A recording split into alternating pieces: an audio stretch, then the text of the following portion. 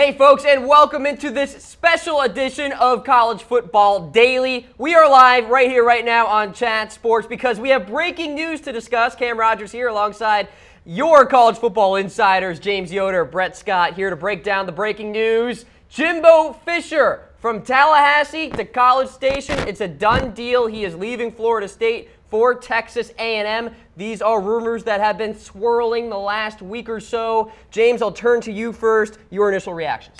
Well, I'm not shocked because the rumors have been swirling for, like you said, for a week or so. I am more just greatly surprised that he would take a step down in stature from one of the top 10 jobs and, guys, one of the top 5 programs over the past 40 years.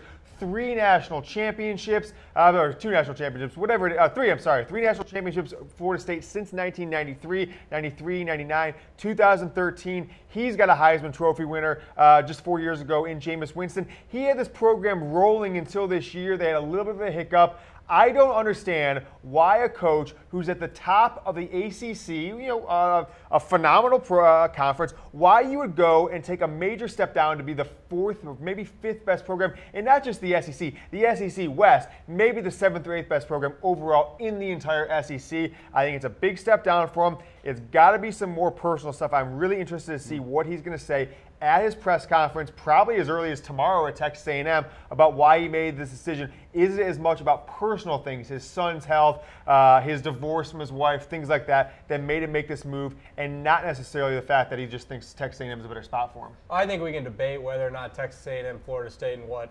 level the two are on, but this is definitely a coup for Texas A&M, an amazing hire, one of the best coaches in college football to replace Kevin Sumlin. Sumlin, of course, ousted after 7-5 season this year. What will be interesting to see is whether or not there is actually a coaching swap that takes place. There have been some reports that Kevin Sumlin could be looked at as a potential candidate in Tallahassee coming up soon. We'll talk more about that in just a little bit. Let me toss this out there. Texas A&M athletic director Scott Woodward, who has only been on the job for a year and almost 2 years, January 2016 took the job. Scott Woodward is their athletic director, came from Washington, where he had just previously made a hire of one Chris Peterson. So he made 2 of the top 3 or 4 hires in college football over the past 5 years in the last 3.5 seasons. So that is really phenomenal. He is reported to be the ultimate salesman and an extraordinary good judge of people, obviously, at this point. But wow, what a coup for them to go get Jimbo Fisher, a guy he couldn't even, LSU didn't even sniff at Jimbo Fisher. He has a long history at coaching at that program and offensive coordinator there under Nick Saban a while back. So this is just a huge coup. No ties to Texas A&M for Jimbo at all, but he's their head coach now. Well, there certainly are ties between Woodward and Fisher going back to the LSU days. Folks, you see the details there. Jimbo Fisher will not be coaching in tomorrow's game against Louisiana Monroe. It's going to be Florida State defensive line coach Odell Haggins as the interim head coach.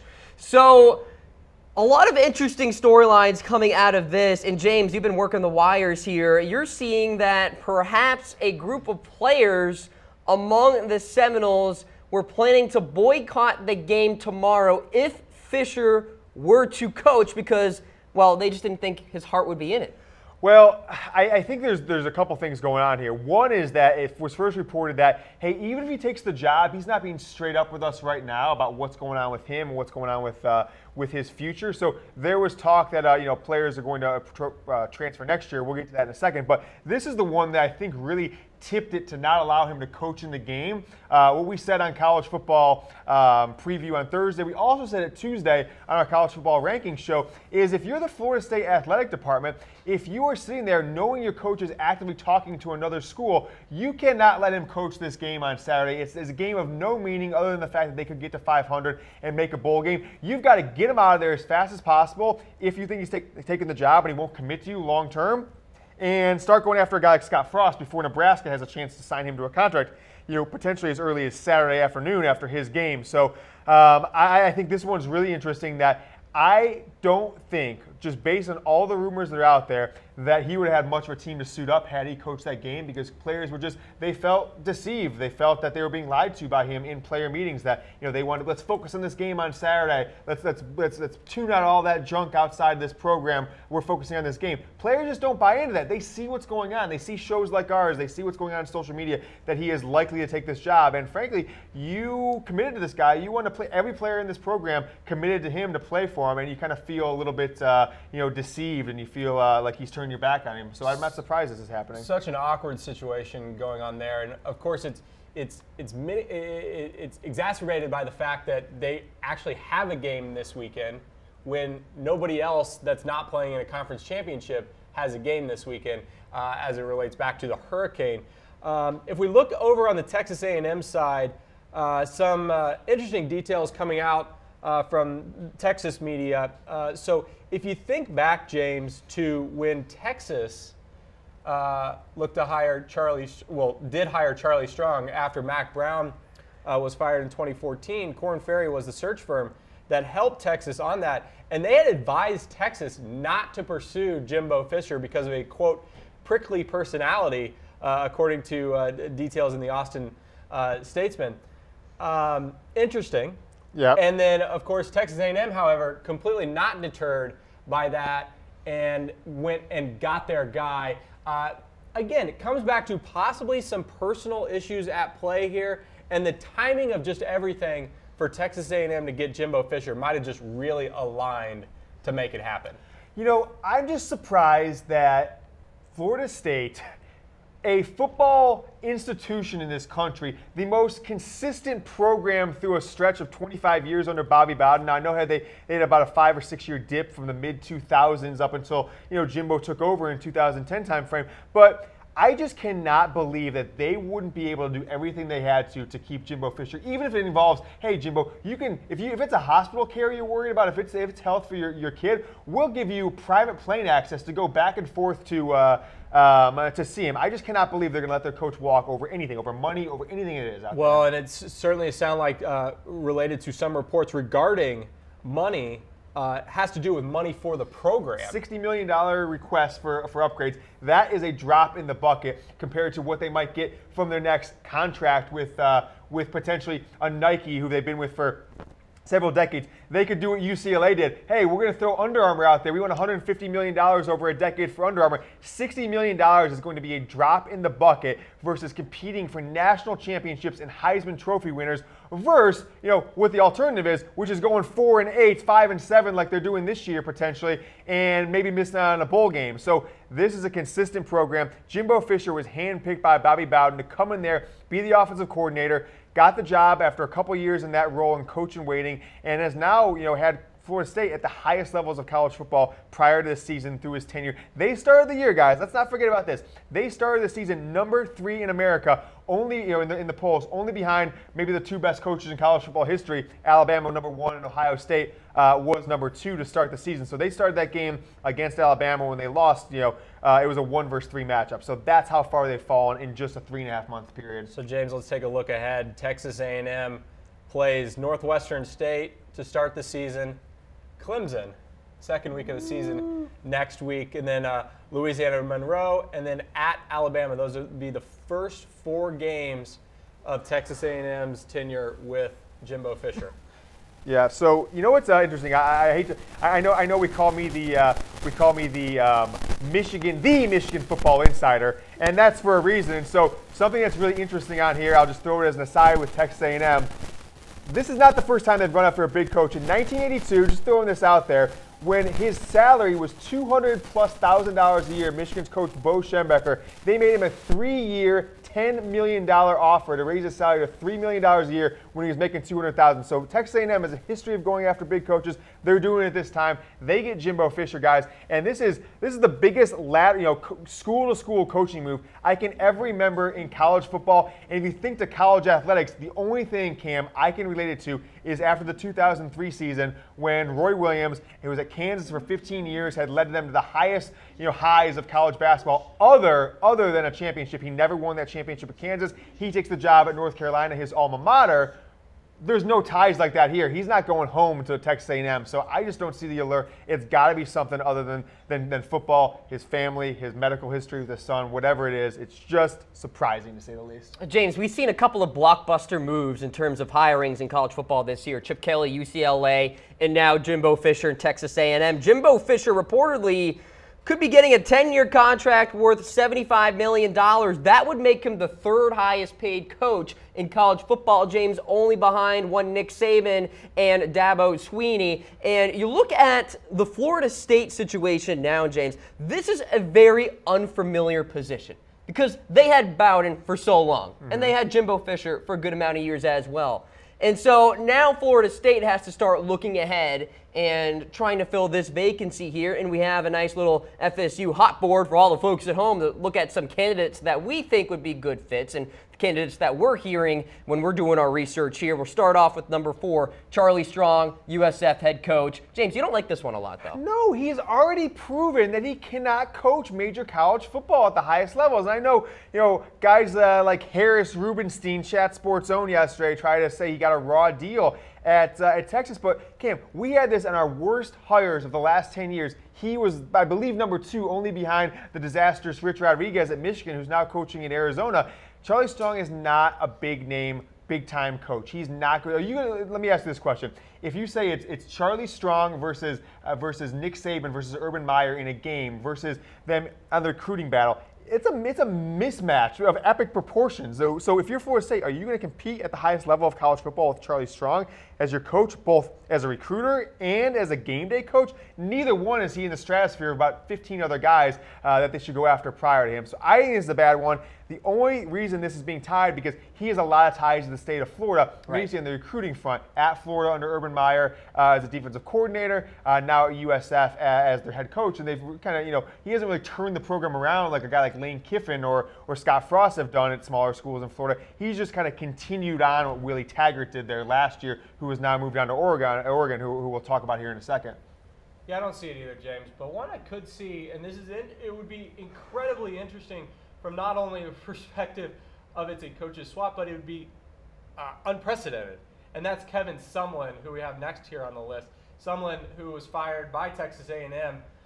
But in my mind, Kevin Sumlin's still one of the best coaches in college football, and I think he would be a great hire for a lot of schools. Whether or not FSU is that school, I'm not sure, but I think it could play out this way. Well, I mean, what you got to be thinking about if you're someone is, does he fit the ACC better than he did the Big 12? So when he took that job, I don't know the exact timeline date, but Texas A&M had been in the Big 12 forever, the Big 8s or SWAC before that, and they moved to the SEC, and he had some success in there with a guy named Johnny Manziel for 2 seasons. But since Manziel went on to the pros, the program's kind of gone down. They've basically been a 7-6, 8-5 program for the last 3 years without him. But I think his style of play, which is more like what Clemson's doing right now, a little heavier on the offense, a little quarterback friendly, suits Florida State a lot better than did Texas A&M in the SEC West. So I think someone would have a lot more success at Florida State than he did at Texas A&M. And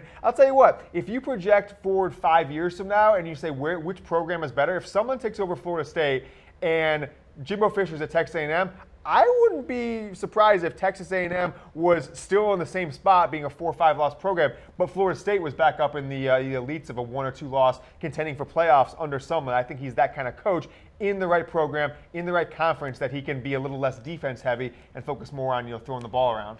All right, so Kevin Sumlin checking in at number 3 in our FSU hot board. I do want to put a bookmark in this right now, guys, because I'm seeing some details out here by Tomahawk Nation. Evidently, Jimbo Fisher did not tell his players during team meetings today or yesterday about him leaving, guys. They found out via social media. It's amazing. It's not necessarily that surprising that they find out by social media. There's just, it's kind of like, one president. There's just a lot of leakers out there. Yes. And I think things move a lot quicker via social media than they do just in real life, to the point where these things do get out and these sort of things happen where maybe a group of players did plan on boycotting the game this Saturday. Yeah. I wouldn't be surprised if this was pretty close to factual. I said it several times this week. You can't let him go into this game and coach it, because you lose all the leverage you have of going after the best candidates, because we know about this in coaching. You can't hire somebody, you can't lose out on a guy and then go get him a couple days later. Once someone takes a job, they are gone. And a lot of times coaches will make these preemptive moves. Maybe Florida was one of them, trying to preempt some other schools out there. It sounds like UCLA thought that Chip Kelly was maybe considering another job, so they made an instant decision with getting rid of their head coach when the season was over. So you couldn't let him go into this game and then, okay, he makes a decision Sunday, Monday, Tuesday. You're in the next week, and you potentially lose out on guys like Justin Fuente or guys like the Memphis coach or potentially Scott Frost, who is likely to go to his alma mater. So I think this is a good position for the school to be in, that you now have 2 days to work as hard as you can to get all these guys on the phone and see what's going to take for one of them and the best guy to come to your school before somebody else has a chance to get to him. All right, so going back into our hot board here, ladies and gentlemen, James, you mentioned the name Justin Fuente, Virginia Tech head coach. The Hokies finishing second in the ACC Coastal this year. What do we make of this potential name here? Justin Fuente has done a pretty good job at Virginia Tech after Beamer left a few years ago. Former Memphis head coach, obviously left that program in a pretty good situation with now Mike Norvell in a situation where he could be one of the hot coaching candidates as well. And so conference hop, probably a pretty good move if you're Justin Fuente. I don't know how much it really gets you going, though, on a national scale. I mean, it doesn't at all, and it does not solve, I think, any of Florida State's kind of near-term needs, which I think after losing a guy like Jimbo Fisher, a top-5 coach, they need to make a splash, right? And they need to go out and say, hey, we're not going to get, our program's not going to take a big hit by losing this coach. We're going to get somebody just as good. I mean, let's talk about examples of that recently. Let's talk about Ohio State. They go from Jim Tressel, who gets ousted, an interim coach for a year. They go make a splash and get Urban Meyer, and that's been one of the better coaching hires we've ever seen in college football. So Florida State can't go from back-to-back amazing coaches and Bobby Bowden for 30-plus years. At one time was the winningest coach in college football history.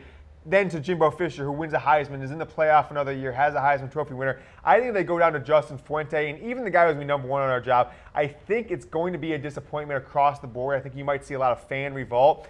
I think these are the guys, these are the, I don't want to say this is the safe list, but I actually kind of do want to say that. But I think these are the guys who are most likely candidates for it. But if I am Florida State right now, I have got to make a call to Jimmy Sexton, the power agent, and the other power brokers in the agent world in college football and in pro football, and just put the feelers out there. With the right number, would your guy come here? See if you get a yes, see if you get a meeting, and shoot as high as you can. Don't do what Tennessee did and make an offer to the 10th guy on most fans' list and expect to get a lot of people liking the hire. I think they need to shoot high and then fall back on these guys. All right, let's take a look at #1 in our FSU hot board here, Willie Taggart. He's been in a lot of headlines as perhaps Florida State preparing for that Jimbo Fisher move. It has now come to fruition, and throughout all of that, Florida State officials have done their research on Willie Taggart. James, to your point here, with Jimbo Fisher gone, and amongst the names that we've mentioned, these guys aren't A-listers per se, but there is a big gaping hole now, and is there a possibility, outside of prying Bob Stoops out of retirement, that Florida State can get back to an A-lister coach like Jimbo Fisher? Is there anybody out there that they can find? Well, I haven't had a chance, unfortunately, because this broke. We literally went on air to just kind of dive deep, talk to any of my connections in the agent side of the world that might have an insight of who might be interested in this job. But I think you need to start at the very top of college football. I know he's a little bit older, and maybe this is unrealistic, but I think you make a call for Nick Saban. I think you make the call and see what happens, right? And you see if Nick Saban would want another challenge, win a national championship at another school in a conference where it's probably easier than the SEC historically to do that. I think you make the call to Urban Meyer and see what happens there. I doubt he's going to leave, but then you make an offer. Whatever you think Nebraska is going to pay for Scott Frost, who is the hottest coach in college football we've seen this year for sure, I think you take that offer and you put another $2 million a year at the table and just see what happens. And everyone's got their price in life, right? See what would happen there. But I think they've got to go big before they fall back onto this list of what we call probably the more realistic, more likely candidates, right? And this is what typically happens. People say, oh, this guy's never going to leave. This guy wouldn't do that. But would Nick Saban, he's been in Alabama for 11 seasons, would he take a 4-year contract for $45 million? I don't know. Maybe he would. Maybe he would. I don't know. It's Everybody possible. has a number. I don't see it happening. Yeah. Just a little thoughts on Willie Taggart. I mentioned this a couple days ago. He is considered the third Harbaugh brother for a reason. Jim, when he moonlighted at Western Kentucky as a recruiting coordinator while in the NFL, Taggart was the first quarterback to commit to him and go play for his dad, who was the Western Kentucky head coach. He was there in 94 to 98. Taggart was then a coach under Jim's dad, Western Kentucky wide receivers coach, quarterbacks coach, then he was the OC, then associate head coach, took the running back job at Stanford under Jim Harbaugh 3 years, 07 to 09, then went to Western Kentucky as head coach 10 to 12, and then spent 4 years rebuilding the South Florida team, who, with Taggart, if he returned there this year, I think they would be undefeated, sitting there with UCF as a second group of 5 team in the state of Florida as an undefeated team, the way he had them going last year. Got off to a hot start this year at Oregon. They've kind of fallen off a little bit. They're going to finish 7-5 and go to a middle of the road bowl game. But I think the outlook is good for him at Oregon. But I think they need to shoot a little higher here than Taggart and kind of keep him on ice a little bit and say, hey, Willie, we're going to shoot for these other guys. Yeah, we'll come back to you 5 days from now, and you'll be our guy. But you understand we've got to go after a few bigger names. Going through a couple of comments here, guys.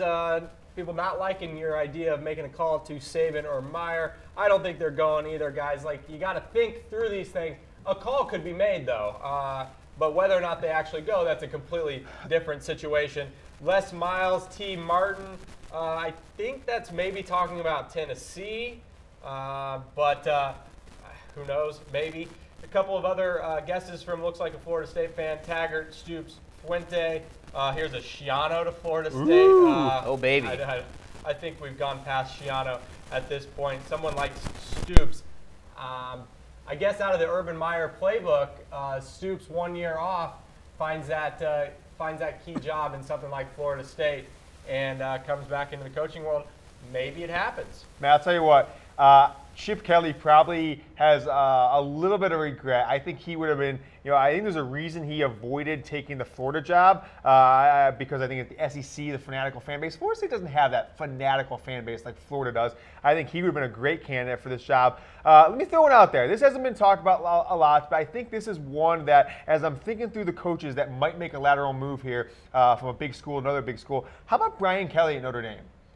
He has a little bit of worn out his welcome there. They were considering firing him last year that we've talked about. I've got some good sources at Notre Dame, and he turned around this year. But does he see his ceiling was hit in 2012? They went undefeated. They got blown out by Alabama in the championship game. Would he be a guy who'd be willing to make a move? I think that's one that at least should be considered here if they're going big names. And for the people who say, don't even waste your time with Urban Meyer and Nick Saban, well, I would have said the same thing 2 weeks ago about Jimbo Fisher to Texas A&M. Yeah. Don't waste your time. Why, he would never leave. I mean, if you want to be frank, Urban Meyer has achieved less at his school so far, 1 national title, no Heismans, than Jimbo Fisher as his school, 1 national champion, 1 Heisman, and another playoff appearance. So I don't think it's that crazy to think that Urban Meyer. Now, he is not a Florida guy. His only ties are going to that school for 5 years as their coach. But, maybe he's thinking, it was a lot nicer. The weather was nicer in Florida. I want to go back, be the FSU coach. I could see it happening. It's happened in college basketball, Rick Pitino, right? A couple of other interesting names being thrown out in the comments. Appreciate the comments, guys. Rick saying Mark Richt, Miami's head coach, so former Georgia coach. He was an offensive coordinator under there for a long time under Bobby Bowden. And Jason saying Lane Kiffin. It had to be mentioned. The Lane train is hot and heavy right now. A couple of others coming through. Appreciate this. Malzahn. So if Gus Malzahn is a candidate at Arkansas, why shouldn't he be a candidate for Florida State too? I know he's got the ties to Arkansas, but if you're Florida State and you think Gus Malzahn's potentially available, back up the truck. So let me throw this out there. Florida State and Clemson have really become SEC schools without the difficulty of the SEC. They kind of playing the fringe edge of recruiting. We all know what that means. They've got the weather, they've got the facilities, they've got the money, the fan bases, but they don't have the competition. It's so much easier to win in the ACC. I know Clemson's raised the bar a little bit, and now Mark Richt back at Miami. It's a little stronger than it used to be, but just think about how difficult for the last decade it's been to win in the SEC if your name isn't Urban Meyer or Nick Saban. It's been nearly impossible, right? So why not go to a school where, hey, we can get all these great players, we can recruit with the best of them, but you know, we got to basically win 2 games a year to make the playoff, Miami and Clemson. Let's keep scrolling through a few of these comments here real quick before we sign off. Matthew saying Mike Bobo, that's Colorado State's head coach. I'm not sure Bobo has done well enough at Colorado State. If you remember, too, Jim McElwain came from Colorado State to Florida, and that didn't quite go over so well. Rob saying Les Miles. Everybody still loves Les Miles. Chad, Jeremy Pruitt, Bama's defensive coordinator, maybe a decent look. Brian saying, I'd like Belichick.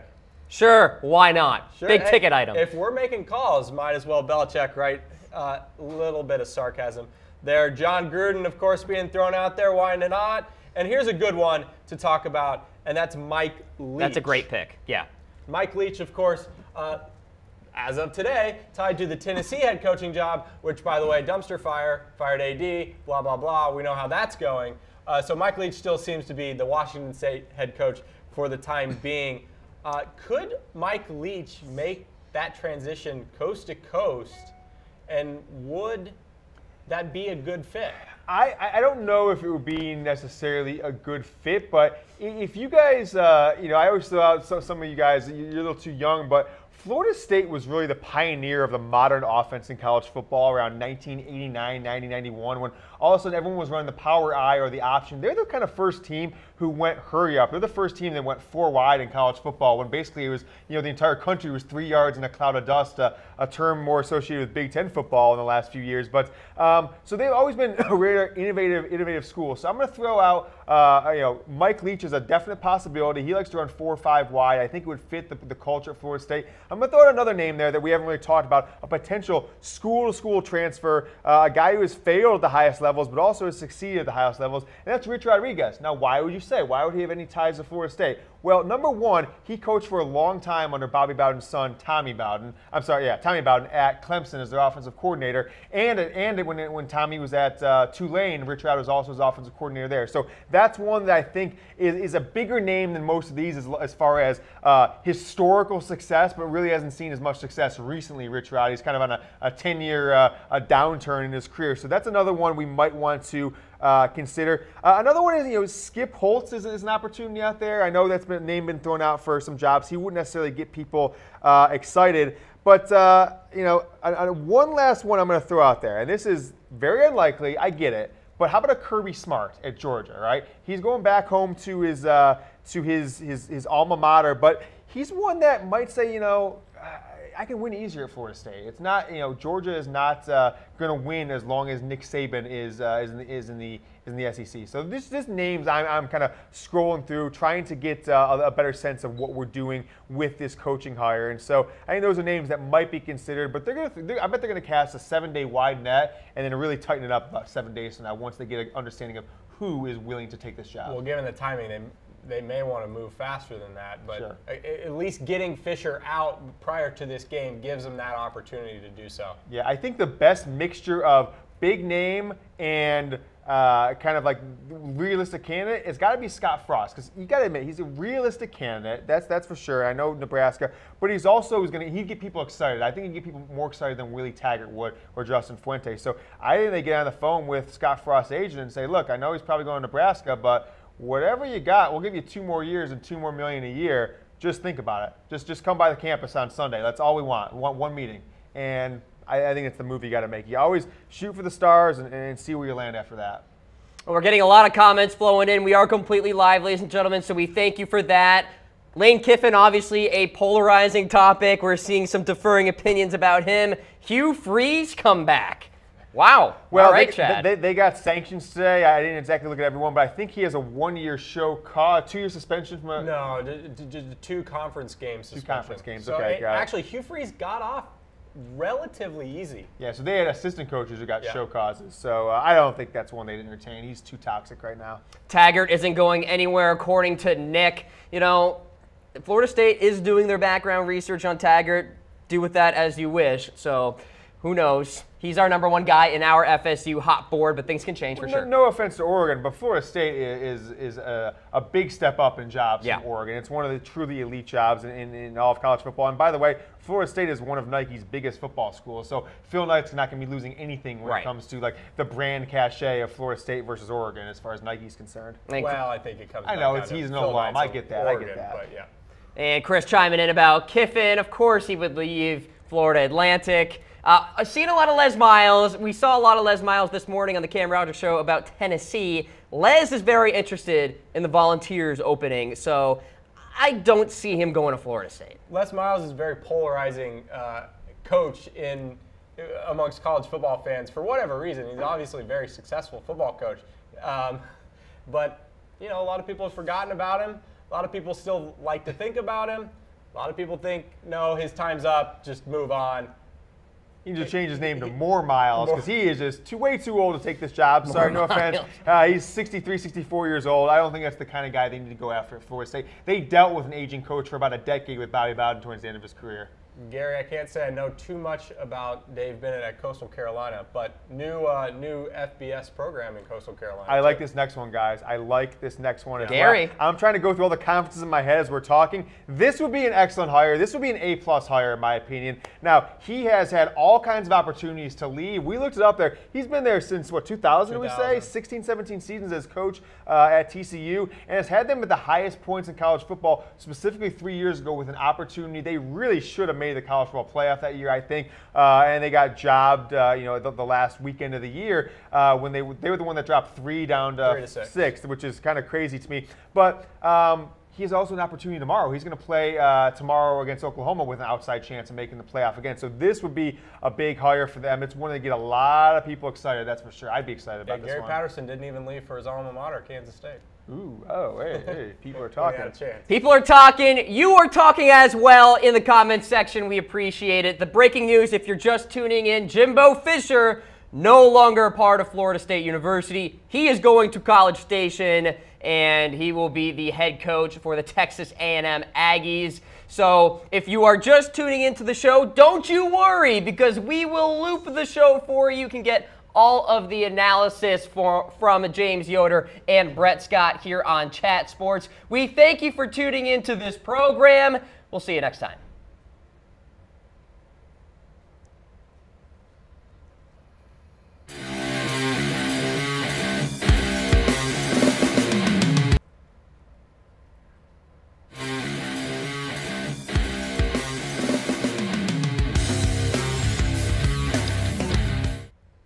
Hey folks, and welcome into this special edition of College Football Daily. We are live right here, right now on Chat Sports because we have breaking news to discuss. Cam Rogers here alongside your college football insiders, James Yoder, Brett Scott, here to break down the breaking news. Jimbo Fisher from Texas